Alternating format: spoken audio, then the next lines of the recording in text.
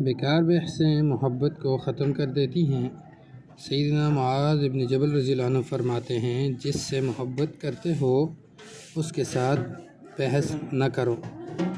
حضرت عبداللہ بن مبارک رحمہ اللہ فرماتے ہیں، جو اپنے خالق کے چہرے کا دیدار کرنا چاہتا ہے وہ نیک عمل کرے اور کسی کو اس کی خبر نہ ہونے دے۔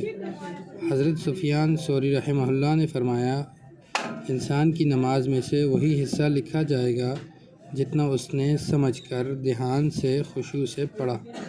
امام محمد بن واسع فرماتے ہیں، میں نے ایسے لوگوں کو دیکھ پایا کہ وہ صفوں میں کھڑے ہو کر رویا کرتے، ان کے آنسو رخساروں پر بہہ رہے ہوتے مگر ساتھ والے کو ذرا خبر نہ ہوتی۔